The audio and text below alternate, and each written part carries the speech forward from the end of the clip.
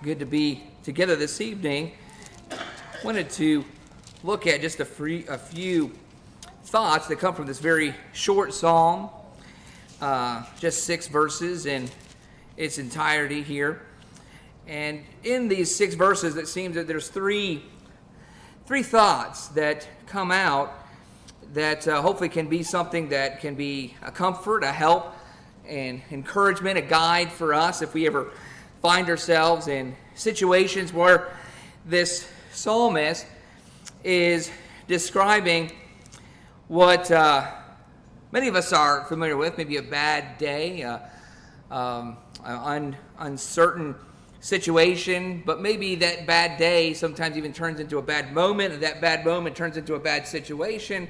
Maybe in that situation you just wonder, how long am I going to sit in this circumstance where it just feels like maybe others around us are being blessed, others around us are having positive things, others around us are progressing in certain goals and situations, and maybe you ever feel like it just makes that situation feel even more intolerable, that you just feel kind of stuck and almost kind of hunkering down under the weight of asking these kinds of questions. And that's what the psalmist has found himself in. It seems that a bad moment, a bad situation, whatever it was, he's not specific about what it is, but we're actually going to go and look at one particular example of someone who had a similar experience and look at how they also turned to the Lord in this situation. But we're just going to use this as our template for the moment. But this is what he says here for the first 2 verses, the situation that he's in. He says, "How long, O Lord, will you forget me forever? How long will you hide your face from me? How long shall I take counsel in my soul, having sorrow in my heart all the day?"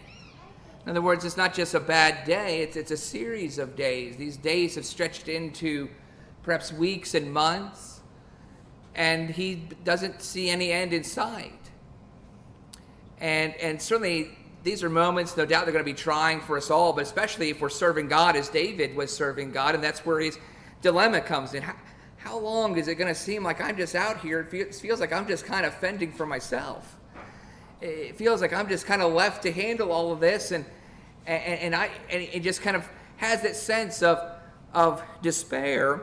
And on top of that, it seems that others around him, those who aren't having such a bad day, those who aren't having such bad moments, who are prospering, who are excelling, who are moving forward in life, are almost taken as an opportunity to kind of chastise or make life difficult or just compare their situation with the one that David's in. And it says that his enemies take occasion to mock him and make it difficult for him. Notice he says there in verse 2, "How long shall I take counsel in my soul, having sorrow in my heart all the day? How long will my enemy be exalted over me?" And as I think about that, I don't know what particularly the situation was that he's in. He's generally speaking of this, but we maybe get perhaps a glimpse, and maybe makes it a bit more clear in our situations. Just turn over to 1 Samuel chapter 1, because just the general descriptions here sounds a lot like what Hannah was going through. Hannah was distraught, was discouraged, was troubled, because not only did she not understand why she was unable to bear children, while it seemed like so many other people around her were, but others took occasion to even mock her and hurt her, say hurtful things to her about the situation. And so whatever the situation is, David must have been in a situation like this, because it seems awful familiar with what she was going through, just this description. In fact, if you go over there, notice we have a description, the specific occasion of what was going on in Hannah's life in 1 Samuel chapter 1. 1 Samuel chapter 1, beginning in verse 1. It says, "Now there was a certain man from Ramathaim Zophim, from the hill country of Ephraim, and his name was Elkanah, the son of Jeroham, the son of Elihu, the son of Tohu, the son of Zuph, an Ephraimite. he had 2 wives. The name of one was Hannah, and the name of the other Peninnah. And Peninnah had children, but Hannah had no children. And just that you look at this, and maybe we might, you hope, maybe as you're reading this for the first time, hopefully maybe there's some sympathy there for Hannah. Hopefully maybe the one who has been blessed would have an occasion to maybe realize maybe Hannah is having a difficult time, her not able to progress the way this other woman is. Sadly, we find out that wasn't the case at all. Not only was she not being sympathized with, she was being scorned and constantly tormented by the other wife. Notice it says in verse 3, it says, "Now this man would go up from his city yearly to worship and to sacrifice to the Lord of hosts in Shiloh. And the 2 sons of Eli, Hophni and Phinehas, were priests to the Lord there. When the day came that Elkanah sacrificed, he would give portions to Peninnah his wife and to all her sons and her daughters. But to Hannah he would give a double portion, for he loved Hannah. But the Lord had closed her womb. Her rival, however, would provoke her bitterly to irritate her, because the Lord had closed her womb. Took advantage of the opportunity in her blessed state and her progress and her joys to actually provoke the one who didn't have it. It's interesting, it almost seems as if David, I don't know what the situation was, but almost seems like maybe someone similar to it. He says his enemy was constantly triumphing over him. In other words, using the situation of saying, how long am I going to be in this situation where I'm in despair, where I'm suffering, where I'm struggling? And not only that, but on top of that, my enemies around me are taking occasion to provoke me and use the situation to make it even more unbearable.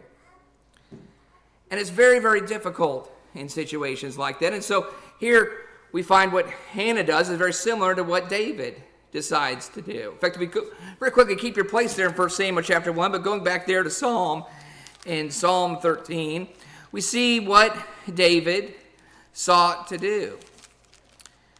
And it's interesting because it seems that Hannah also took upon herself to take the same course of action. Psalm 13. Again, if you notice the first 2 verses are David's situation, but notice what he says in verse 3.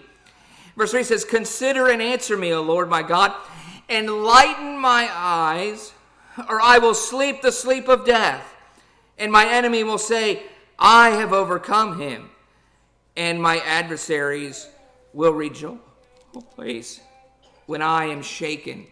Whereas David's plea was, Lord, help me to see how I can see you. And we're going to see how this psalm transitions to this. He says, in other words, rather than just sink down into a state of bitterness, a state of self-pity, he says, that's exactly what they want me to do. They're actually hoping I will do that. Did you catch that? He says, I don't want to go there.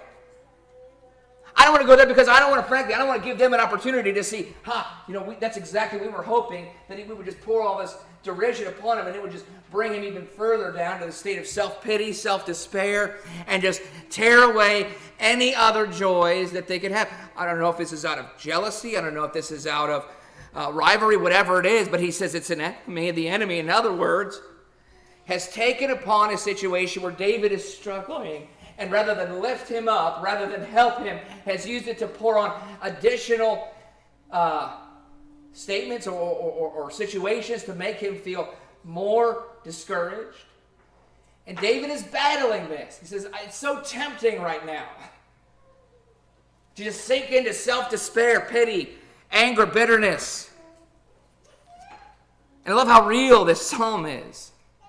Because no doubt that's what we all, no doubt what Hannah, many of us would feel that way.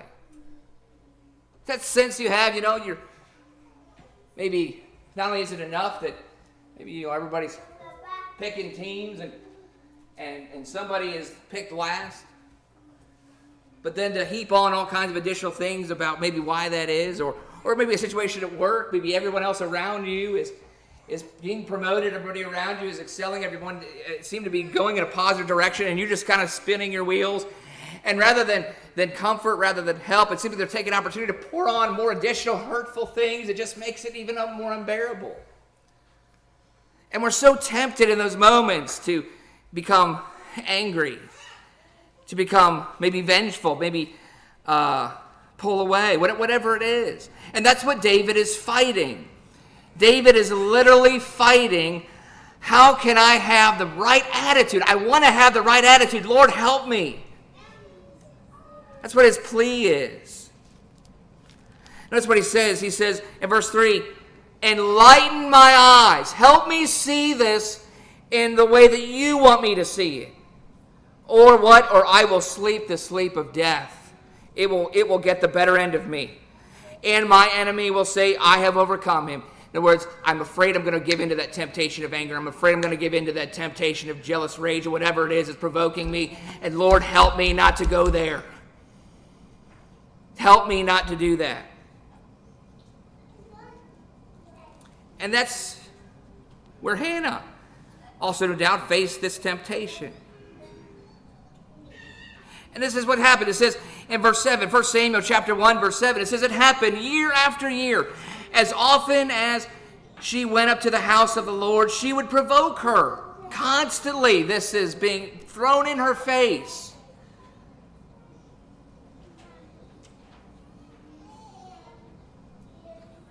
In other words, it's almost, just in our own turn, maybe somebody who's, just because of the situation of life, she has no control over this. This is just God's doing. God has blessed one, and God has caused the other one to be in a situation where just the womb is closed at this time. It's almost as if any opportunity that they're wanting, it's almost like every time they pass it, it's just kind of like, loser.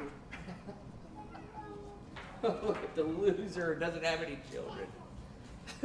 That's kind of what it amounts to. Every year, whenever she had an opportunity, she just makes her relish and relive that. In other words, even if she maybe sees her trying to maybe divert her attention to something else, maybe trying to stay positive, trying to keep my mind on something that I do have, and she's kind of robbing that away from her.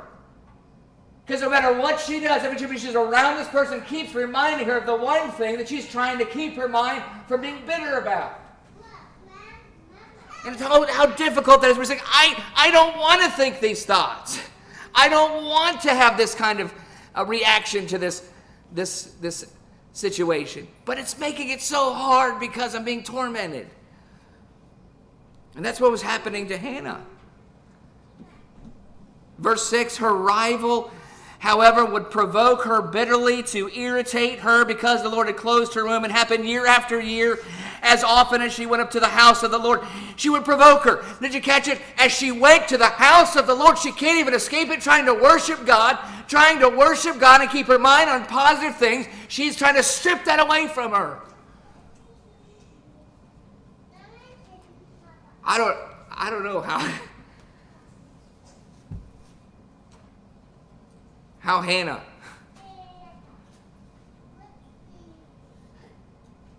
got through this, but, well, we're going to find out. And that's why this psalm is so helpful. Because David recognizes how easy it is to go the other way, to say something back, to provoke back, to retaliate. And we know that just makes it worse, and we realize in the end, it just, in their mind, they just think that they've won anyways. He's trying so hard not to do that. And here's how Hannah responded. In verse 9, it says, then Hannah rose after eating and drinking in Shiloh. Now Eli the priest was sitting on the seat by the doorpost of the temple of the Lord. She greatly distressed. Here's her answer. She praised to the Lord and wept bitterly.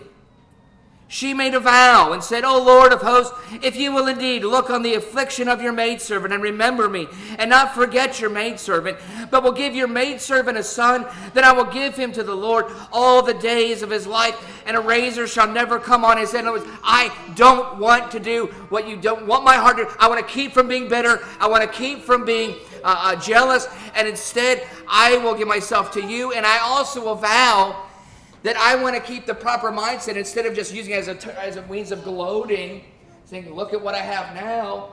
I just want to do the proper thing, and I just want to devote this child and my motherhood to you. In other words, help me keep the right attitude.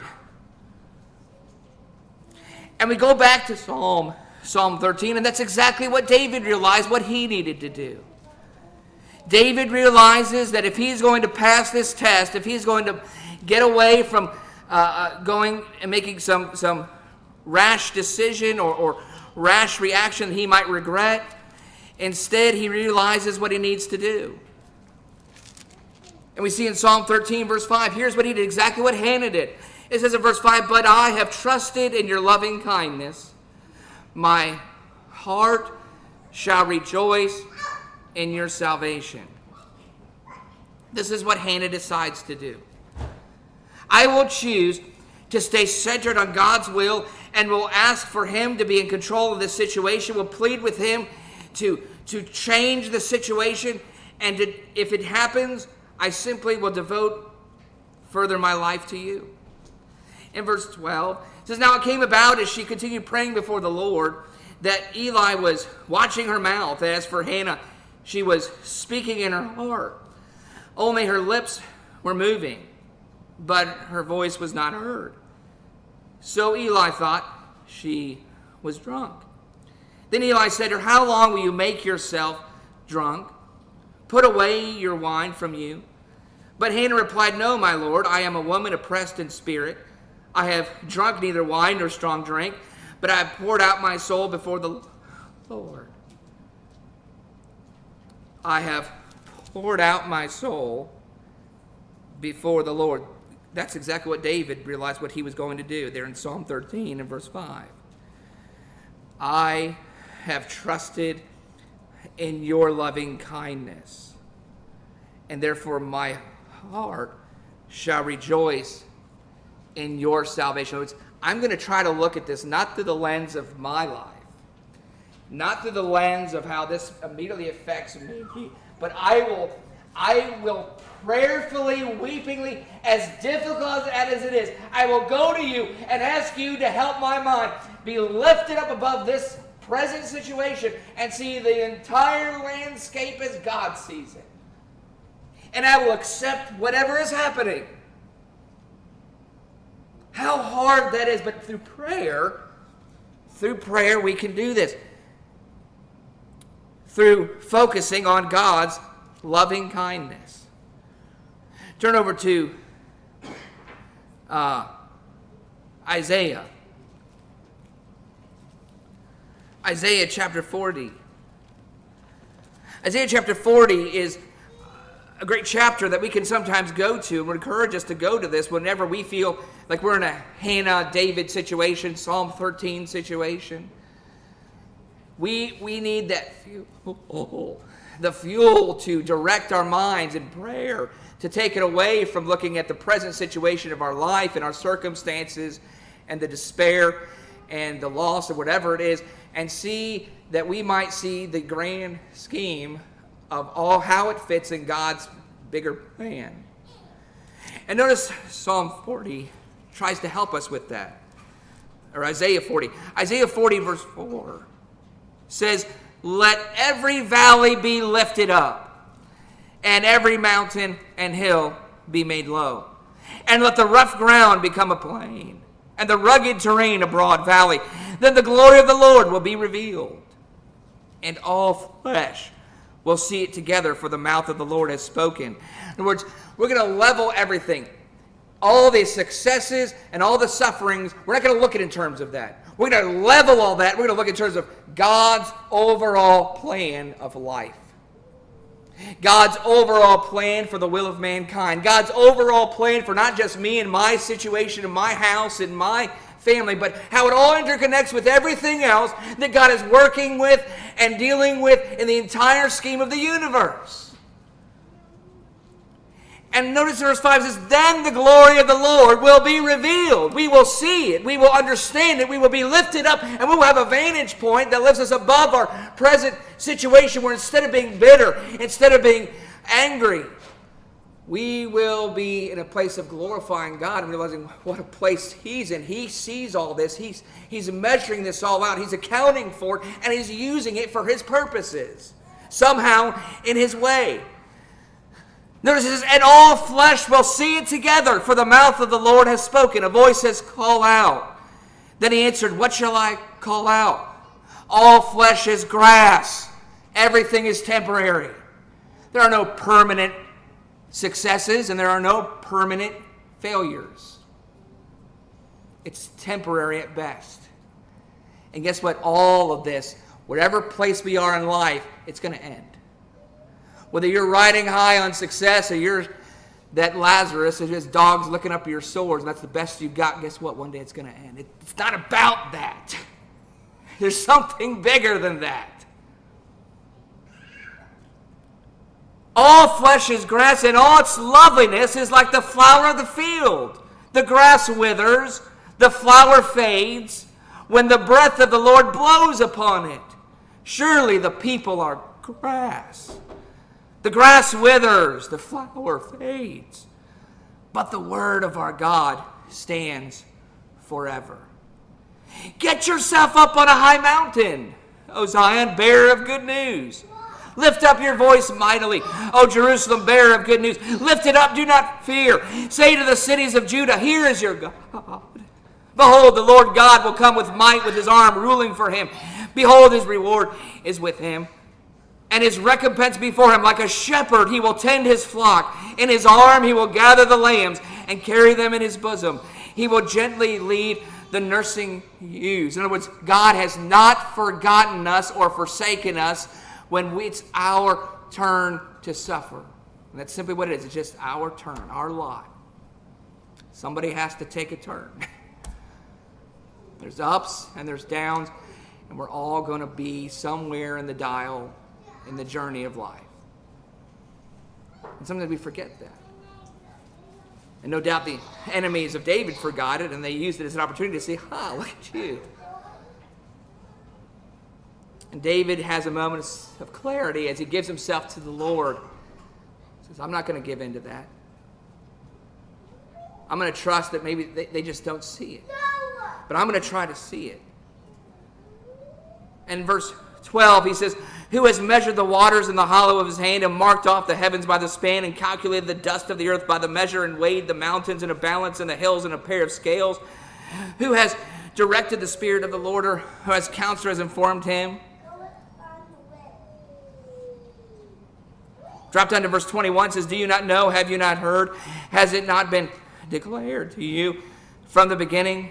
Have you not understood from the foundations of the earth? It is he who sits above the circle of the earth, and its inhabitants are like grasshoppers, who stretches out the heavens like a curtain and spreads them out like a tent to dwell in. It is he who reduces rulers to nothing, who makes the judges of the earth meaningless. The Lord, in other words, has a place, has a reason, has a plan, and just as we don't understand how he fits the mountains in the palm of his hand, I'm not going to understand his plan any better than anybody else. But David realized, even though I can't understand it, I'm going to trust. Trust that because he's higher than my ways, I don't have to understand it. But I can rise above it, and I can rejoice in my circumstance, realizing that God has a plan for this. And I don't have to feel defeated, even though the others may take an opportunity to make me feel that way. And as we turn over to Psalm 13, notice how it ends. Psalm 13, how it ends. David decides to do this. To take into consideration the vastness, the grandness, the scope of God's loving kindness, his will, his power. How it's he who pulls the strings. It's he who moves the pieces on the board. And when we realize that, this is what he does. Psalm 13, notice verse 6. I will sing to the Lord because he has dealt bountifully with me. I want to notice something. Notice what Hannah does. Hannah gets to the same place. Go back to 1 Samuel chapter 1. And we're going to notice Hannah's progression. 1 Samuel chapter 1, she's giving herself to God. She's praying for a higher vantage point to see God's will and allow her circumstances to simply be used in God's plan. And notice it says in verse 15, 1 Samuel 1:15, Hannah replied, no, my Lord, I am a woman oppressed in spirit. I have drunk neither wine nor strong drink, but I have poured out my soul before the Lord.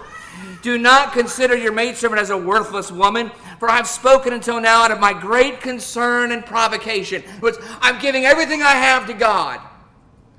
No wonder she was at that point, because I'd rather pour out all my bitterness and give it to God than to let it in a weak moment spill out to my enemy. That's why it's the intensity of this. This is an intense situation. And David was pouring his soul. It was a difficult, pressing, trying situation. But notice what it leads to. If we trust that this is the way to trust in the Lord, to see his vision and trust his vision over all of it and give it to him. Note verse 7.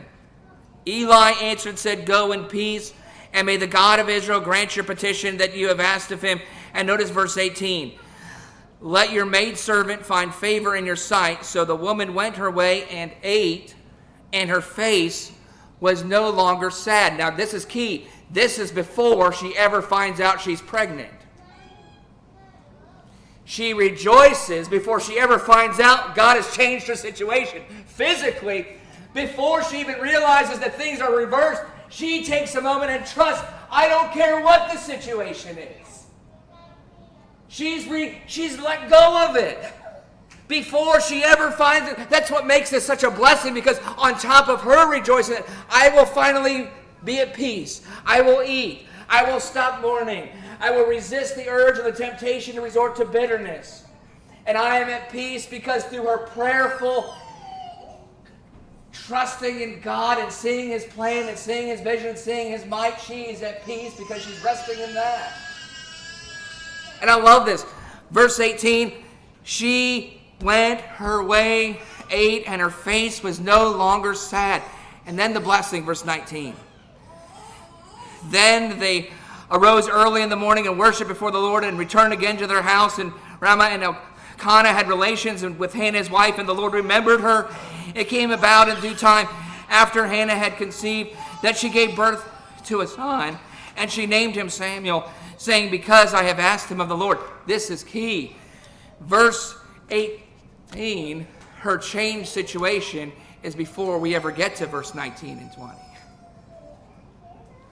But you don't have to wait till circumstances to change before you to be at peace. And ultimately, a lot of times God is sometimes going to wait for us to get there before he does decide to change our situation. Saying, almost as if to test us, I want to know where our true joy is. Is our true joy in circumstance, or is it in God himself? Can we, like Lazarus, be at peace? Lazarus had to have had a godly disposition, because we know after he died, he was in paradise. He was in Abraham's bosom. To some degree, Lazarus had contented himself and realized he had to rely on God, regardless of the situation he was in. And that's what Hannah has done. And that's what David did. We go back to Psalm 13 as we just kind of sum this up. I don't know if David's circumstances ever changed in this moment. It doesn't say. But what we do know, it's David's point of rejoicing comes at the same place Hannah's rejoicing comes. And we need to recognize that. It comes before we even know what happens. Obviously with Hannah, we do know the circumstance. I don't know what happens with David. I hope the circumstance, it would be great if his circumstances would have changed, but he gives no indication of that. That's what makes this psalm so amazing, and the power of it is that he comes to this place of resolution, whether or not the circumstance changes at all, but rather I will give my faith and confidence to God. Verse 6, I will sing to the Lord because he has dealt bountifully with me. In other words, God is good all the time, and all the time God is good. But we don't always see it that way. So a couple things. One, that's an understandable challenge. That's a reasonable fight. That's being human. Don't write yourself off if you're struggling with that. If that's something that is trying on you, then why am I having these thoughts sometimes? The temptation to go to places that I know I don't need. This is a hard thing to overcome. No wonder David admits it. Says, I need to have a changed perspective. Otherwise, I'm going to give in to this. And two, it's worth prayerfully going to God, because it will change. It will change our darkness and our bitterness and our sadness into places of rejoicing, whether the circumstances of our life changes or not. And that's a powerful thing. And in many ways, that's the story of the gospel, is that God can change our circumstances in terms of where we stand with the Lord, can change where our future lies, whether or not things ever change for the better or for the worse here on this temporary earth. That we give ourselves to the Lord, that we give ourselves wholly to Him, and that our eyes are constantly focused on heavenly things and not on earthly things. The one final passage, and we'll get ready to sing the invitation hymn, but there in Colossians, he reminds us that that's what the gospel does. The gospel allows us to look in heavenly directions, to rejoice, regardless of whatever our situation on earth is. Colossians chapter 3, verse 1 says, therefore, if you have been raised up with Christ, keep seeking the things above, where Christ is, seated at the right hand of God. Set your mind on the things above, not on the things that are on earth. That's really what Psalm 13 is about, is David confessing, saying, Lord, help me to keep my mind on heavenly things and not on the things on earth. Because the enemies and the situation I found myself in, that they're making it so that I keep having to address it. I keep having to dwell on it, and I don't want to look at it that way. But thankfully, through the gospel, by being born again, by dying to our attachment to the things of this life, we can give ourselves to be seated in the heavenly places with Christ Jesus and have an amazing hope, to have a peace that goes beyond understanding, whether or not circumstances here change or not. But we can have a hope in Him. What a beautiful blessing that is through Christ. If anyone has never obeyed the gospel, we encourage you that you would take advantage of this opportunity to do that, if you have done so already. But perhaps through the tempting situations of life, maybe have given in to sadness, bitterness, struggles. Come back to the Lord. Give yourself to Him prayerfully. Ask Him to change your perspective. And let us help you in whatever way we can help assist you, whatever the case is. But once you come to the front, let your desire be known as we sing this song of encouragement. Once you come to the front and obey and turn to the Lord while we sing